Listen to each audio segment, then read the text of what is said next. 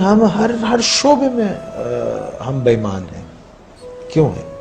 تعلیم کا شعبہ، اس میں سفارش اور سیاست ہے، سیاست کے اندر سیاست ہے، اور رشوت ہم لیتے ہیں، بےایمانی ہم کرتے ہیں، جھوٹ ہم بولتے ہیں، دوسروں کو تکلیف ہم دیتے ہیں، دوسروں کے مالوں پہ قبضہ کر لیتے ہیں، یتیموں کا مال کھا جاتے ہیں، غریبوں کو تکلیف دیتے ہیں، مسکین مسافر محتاجوں کو ان کا حق نہیں دیتے، کسی کی مدد نہیں کرتے، اپنے لیے سب جمع کر کے رکھتے ہیں، اپنے سے آگے نہیں سوچتے.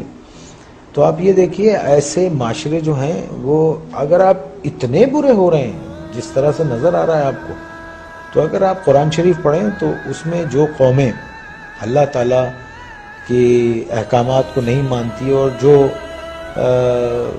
ان سب چیزوں میں نافرمانی میں جب بہت آگے چلی جاتی ہے تو اللہ نے کہا ہے میں ایسی قوم کو تباہ کر دیتا ہوں اور پھر ان کی جگہ دوسرے لوگ لے آتا ہوں. اللہ کہتا ہے کہ میرے لیے یہ کام کوئی مشکل نہیں ہے.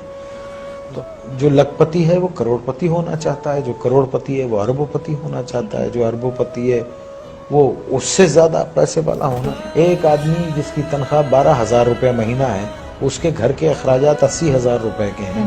یہ کون سی سائنس ہے آپ مجھے بتائیے کہ وہ اس کو پورا کرتی ہوگی؟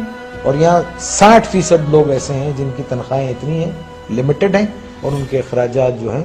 تو پھر کیا کرتے ہیں آپ؟ شارٹ کٹس مارتے ہیں، شارٹ کٹس مارتے ہیں. اور ایک بات یاد رکھیے، دیکھیے اگر آپ نے اپنی اولاد کو حرام کھلایا نا، حرام، بےایمانی، چوری چکاری، ان سب چیزوں سے لوٹ کے یہ سب چیزوں سے کھلایا، تو وہ آپ کے پاس وہ سارا ویسے ہی نکل جائے گا. آپ دیکھیے کبھی جمع کر کے نہیں رکھ سکتا.